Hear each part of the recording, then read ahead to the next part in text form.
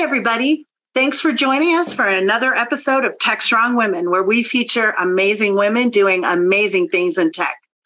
I'm Jodi Ashley, executive producer here at Techstrong, and I'm joined by my co-host Tracy Ragan today. Very excited to be here. But before I introduce today's guest, I want to give you a quick update about what's going on here at Techstrong TV. Coming up on December 16th, you won't want to miss the DevOps Experience virtual event. And yes, it's almost 2023. So be sure to mark your calendars for our annual Predict virtual event on January 12th. You can register for all our events by going to techstrongtv.com, and be sure to tune in to techstrong.tv every day for great shows and interviews. Hey, Tracy, what are you thinking about today? What do you want to talk about? Jodi, you always do such a good job of that. I want to talk about heroines today, especially with our guest. I feel like she's a heroine. But have you noticed that, I don't know, Jodi, if you're into fantasy movies? Have you watched House of Dragon? Do you know who my husband is? I figured so. Have you noticed the series that are coming out that are highlighting women as heroine? Oh, yeah. I mean, we have House of Dragon. We have the Princess Rhaenyra and her aunt, the Princess, I think it's Rhaenys.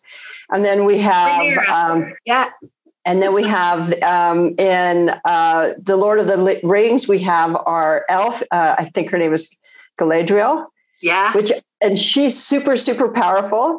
And then on the totally opposite side of the spectrum, we have The Great, which we're learning about in a very hilarious show, Catherine the Great.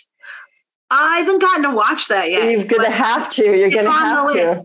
Yeah. So I'm kind of excited that both the House of, I know this has nothing to do with technology, but I'm still excited that both of those two big time, fantasy series are highlighting women as the central characters. And even in House of Dragon, we have Alison Hightower. Now she has to, she's not really the bad woman. She just is not as supported. Maybe some of the fans want her to win the battle, but she is still a very strong woman who started out kind of innocent. Now, I don't know. I first started really getting into learning about Elle from, I can't think of the show. It's the Stranger Things. Oh, yes. And Elle was such an amazing female character. She had that innocence, but she was super, super powerful, and she had to find her voice. And in all of these shows, it's taking us through that journey of women learning to find their voice, right? Which I think is so important, especially in technology.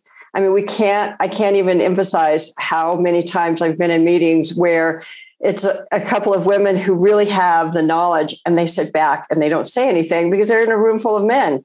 And I always tell people, women, we have to find our voice. And I think those programs have really taught us, it's teaching us, and it's teaching the younger women and younger girls who are watching that to find your voice.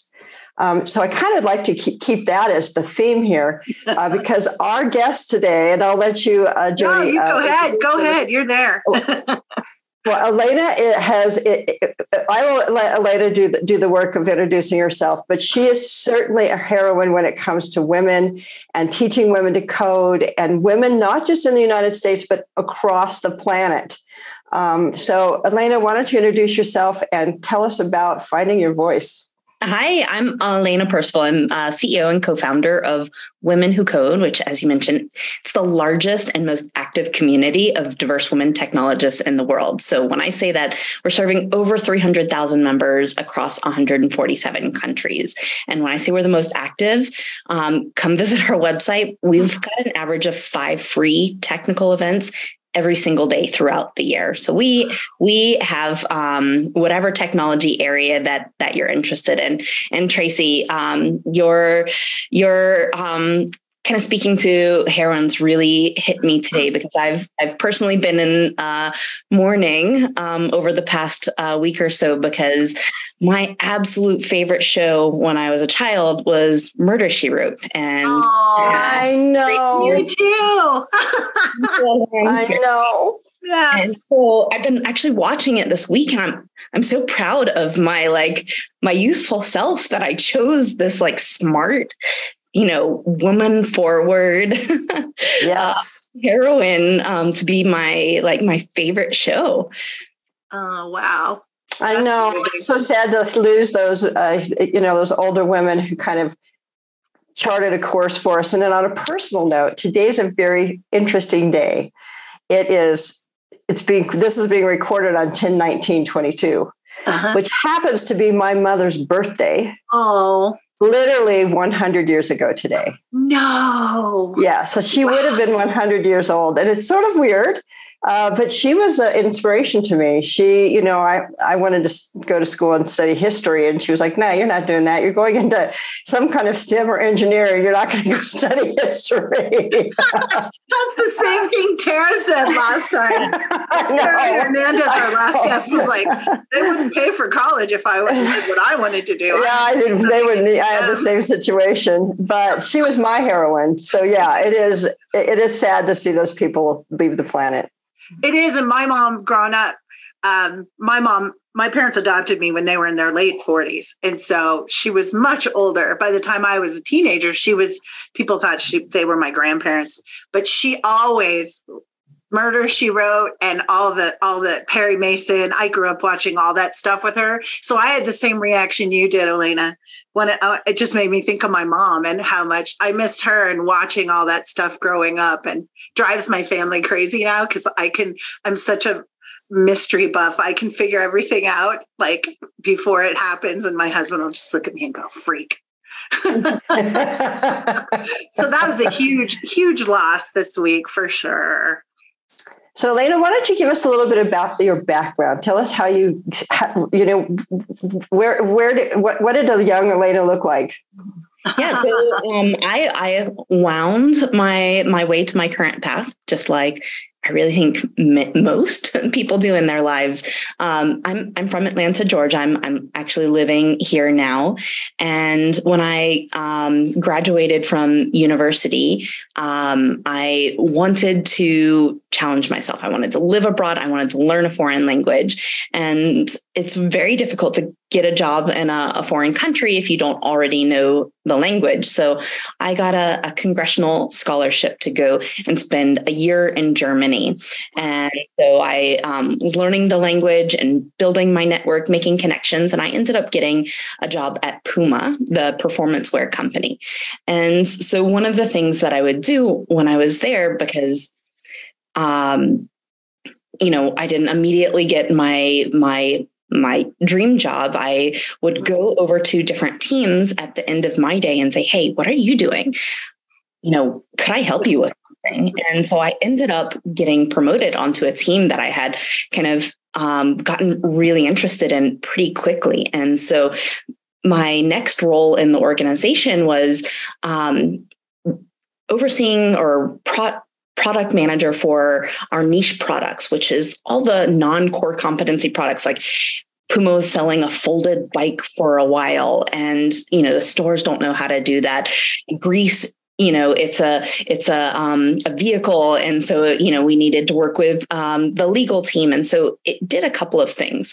It had me managing up, which is really a learning experience and very much correlates to having a volunteer-led organization, because you can't tell the CEO, the CFO, you can't tell the head of retail, you have to do this and you have to do it now. Same with volunteers. You have to take people on the journey. You have to really get them to understand why and find what their motivators are and build the path. And so that was a real learning experience for me, in the early part of my career.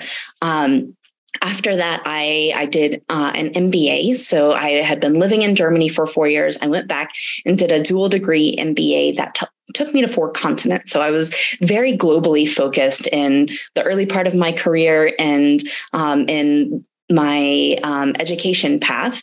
And so when I finished that, it was 2008. I was so lucky to find a job, but I found a job at a really small women's performance footwear company that was launching the first ever women's specific volleyball and basketball shoe. So I'm at this tiny company.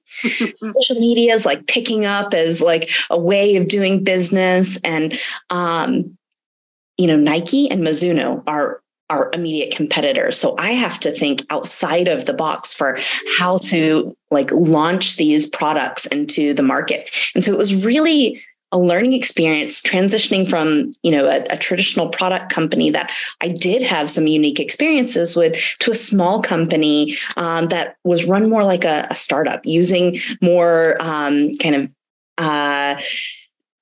different ways of building this traditional product company. And then I had the opportunity to move to the Bay Area. And it was one of those things where it was on my list. It was like, of 5 cities, if I'm going to move, get a chance to move to San Francisco, let's do it. And I got out there and I hit a wall. To be honest, I had a really strong career in kind of traditional product up until that point. And people looked at me and they were like, Puma, you mean the shoe company? That's not Google. That's not Microsoft. That's not Facebook. And so I started learning to code and had side projects and was living the San Francisco kind of life of really upskilling myself to be able to speak the technology language and build my tech credibility.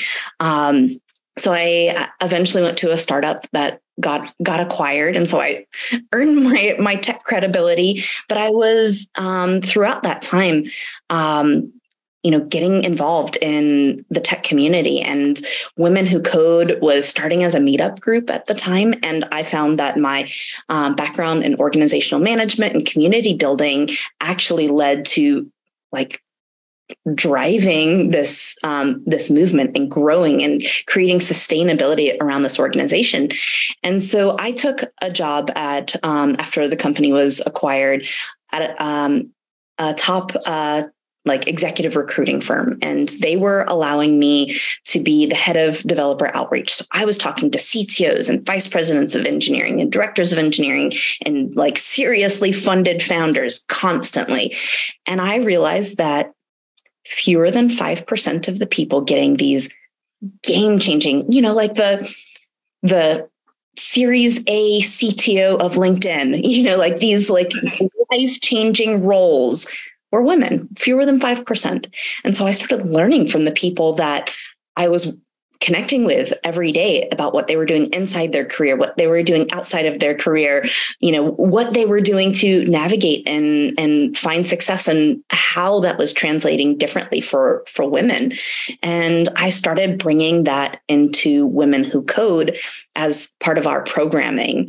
And that's when our mission around really empowering women to excel in technology careers came about, and not just, teaching women to code or teaching girls to code. Because what was happening at the time is the world started talking about, like the media was saying, we need to teach girls to code. We need to teach women to code. But we were a community of women in the industry and already coming up against these barriers of bias. And one of those was constantly needing to prove yourself and being viewed as more junior than you actually were. So if someone or Women Who Code didn't elevate the conversation to include women in the tech industry and their needs, we actually ran a risk of having this amazing conversation of, teach women to code, teach girls to code, actually harming the women in the industry.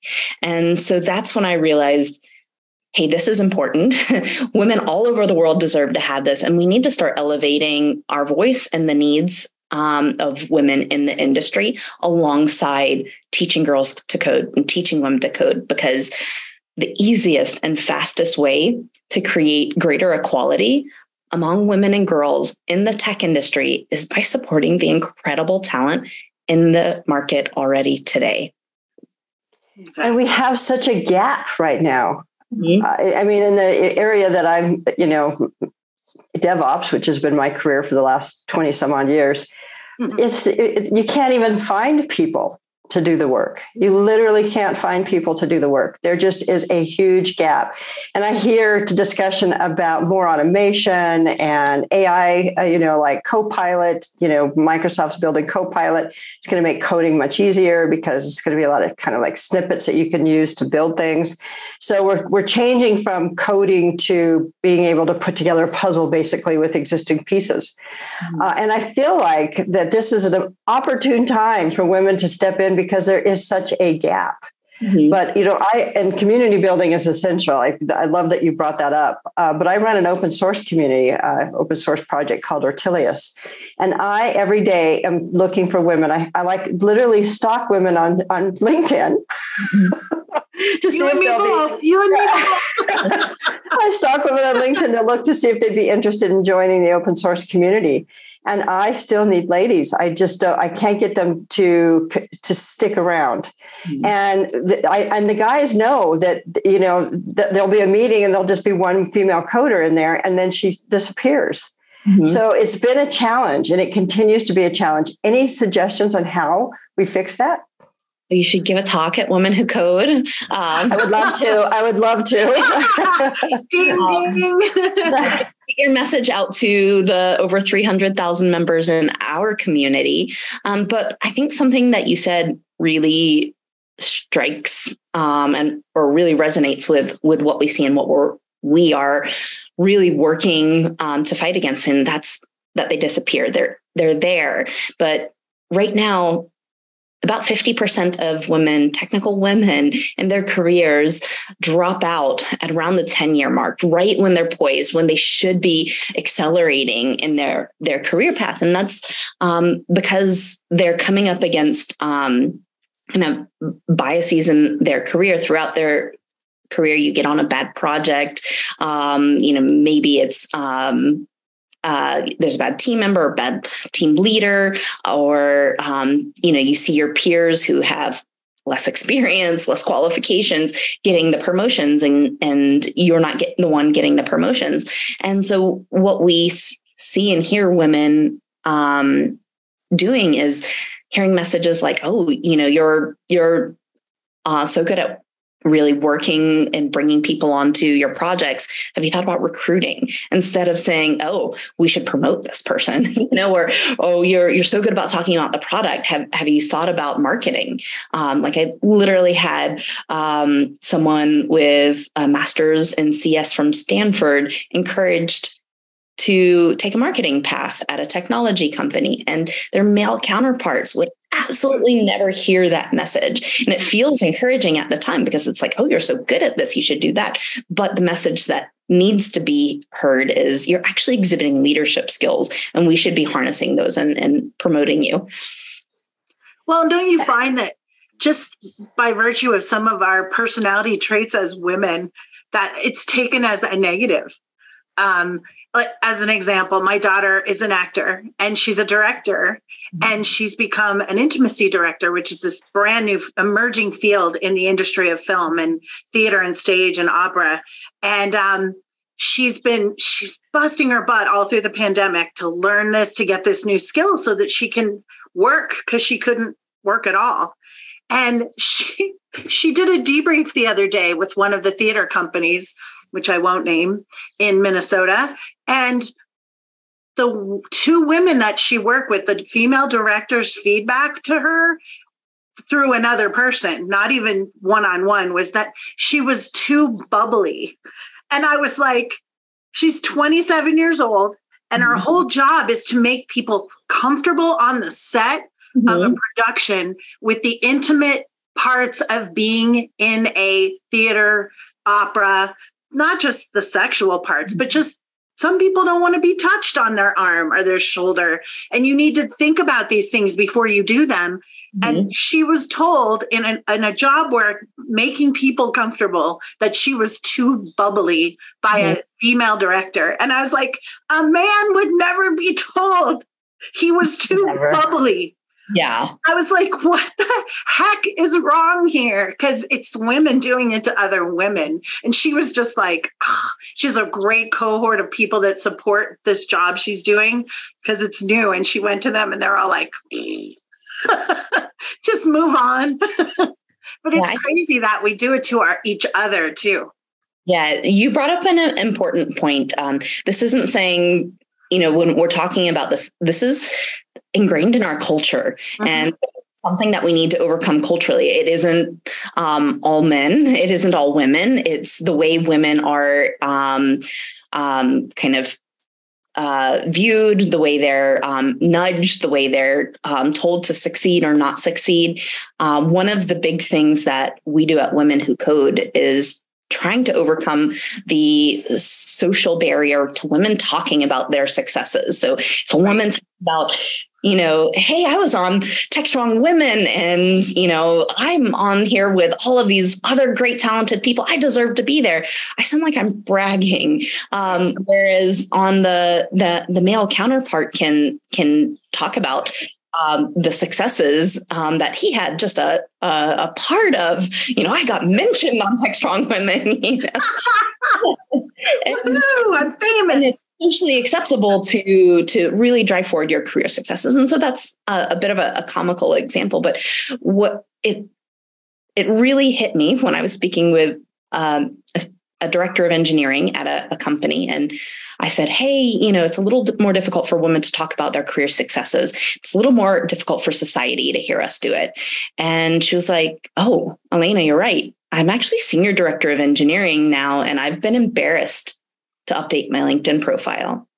Oh, that's the saddest thing ever. No. It is really so sad. And she has the legitimacy of a title, a pay increase, probably a company-wide announcement.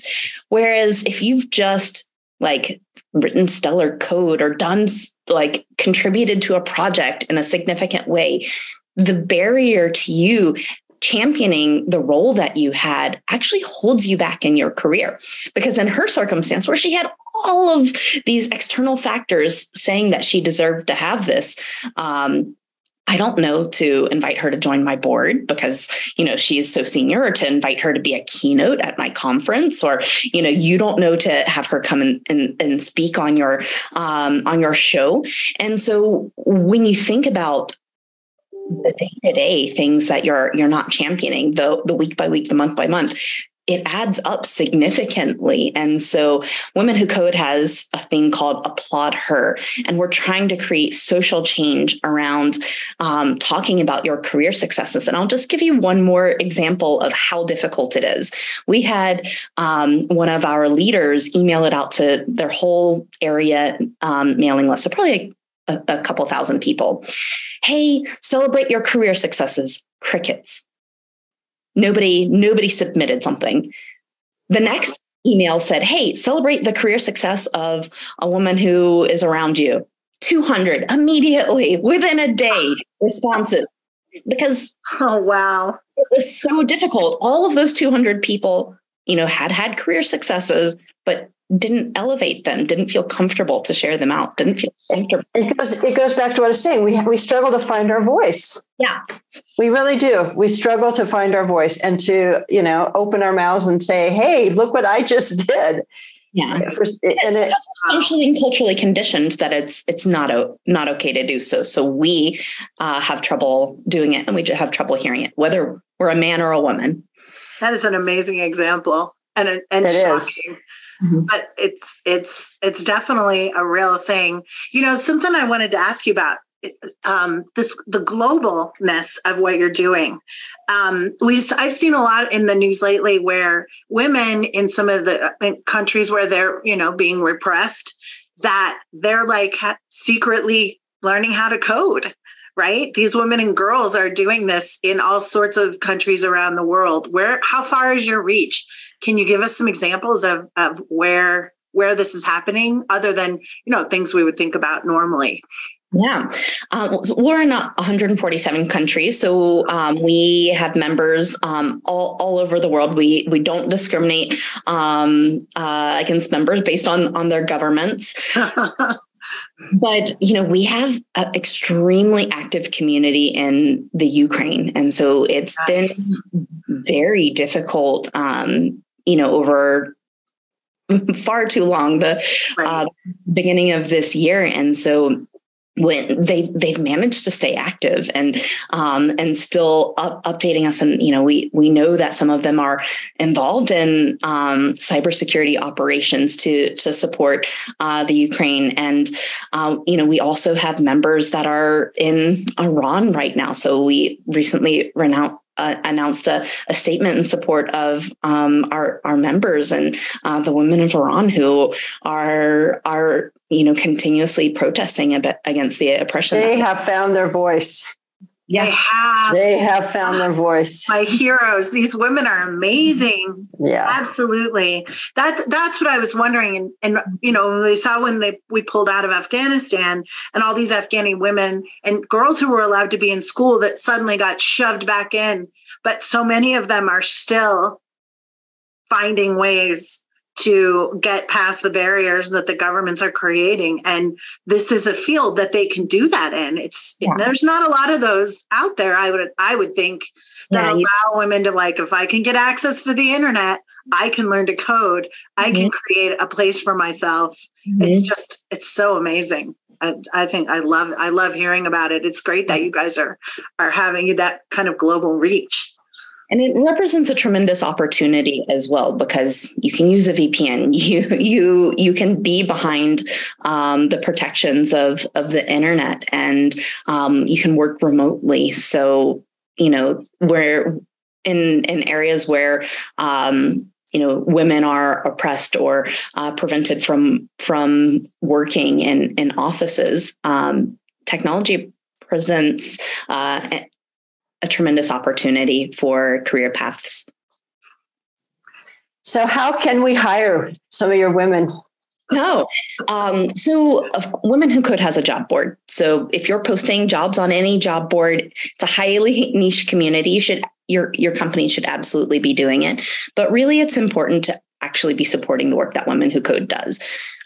So we don't charge membership, but it costs us $27 to provide a year of free programming to each of our members. And we heavily rely on partners who we, create partnership agreements for them to support the work that we do.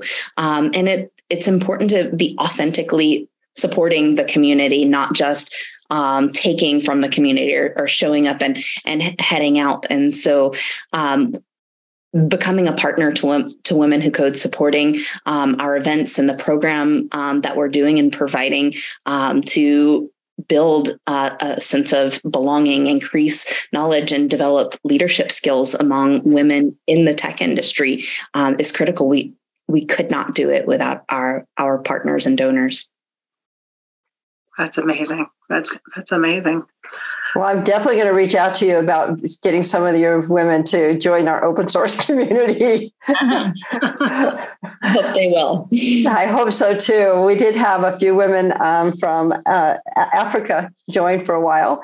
They ended up getting jobs, and then they got so focused on their jobs they weren't contributing anymore. But it was great to have supported them. We did a lot of education around, Google Cloud build and getting them to be more kind of DevOpsy engineers. And they both went off and got jobs in the area. But that's an utter success story. Even though contributing to the open source project, it's the absolute best outcome. And people don't know that about open source. People think open source is really smart people getting together to code, but in reality, it is a training platform. It's an education platform of a real project to work on. And we use it that way. We use it as much as we can. In fact, now we're doing some work around blockchain, and we got a grant for it. So we get to pay people who are working on that part of the project. So it encouraged them to learn more. And I'd love to have more women doing that. Yeah. Well, we have a blockchain track at Women Who Code, so we should definitely amplify that opportunity to the community. That would be great. What are the age groups for Women Who Code? Like what kind of? We don't discriminate based on age, but the average age is about 30. Okay. So do you use any of the Girls Who Code organizations to do you outreach to those as well? Because I know those are becoming super popular too. My granddaughter is learning to code. She's 12 and she thinks it's a lot of fun. Her brother was trying it and he was 14 and she's like, well, she's one of those, I want to do it. If he can do it, I can do it. So yeah. I applaud your granddaughter. We've certainly had younger people join in. We don't check ages at the door, but we've also sent mentors, of course, to Technovation, Girls Who Code, Black Girls Code, all over the world, because it is a part of the pipeline. And I'm teaching Women Lead in Technology at Georgia State University this semester, and I tell my students, go to these industry events because you're just going to connect with people who can tell you, what the good companies are to work for. They can introduce you, they can help you, and you can get to know what technical what you get to know the technologies that industry is using. And so it's such a great gateway for younger people to be able to network, even though, they are going to be a little bit further along in their career path. Typically, Women Who Code is a great place for people who are still early in their careers or looking for inspiration. That's amazing. Well, everybody's early in their career, in my opinion, when it comes to technology. I know it evolves so much. It evolves so much for all learning. And I usually tell women that because sometimes I think women feel like they have to have all the answers before they go into a field. And I tell them, you will never have all the answers. And it's okay to ask questions. No one ever looks dumb in software by asking a question. Yeah. Ever. Yeah. It's, I try and emphasize that as well, that it's continuous learning. And the exciting thing about it is, the programming language that you're using is probably only a few years old. And so you're only going to be a couple years behind the most senior people. And it's probably going to change in another year or two, and you will be right at the beginning with everyone else. And so there's really not a bad time to get involved, get started in a technology career path. And I think that ability to pivot is super critical in this industry. But it sounds like you're pretty good at pivoting yourself. In your story, it sounds like you pivoted quite a few times. And that's another area that I think women really have to learn is it's okay to let go of something you've worked on for a while and maybe pivot a little bit, because you'll find a different answer when you do so. Yeah. Yeah.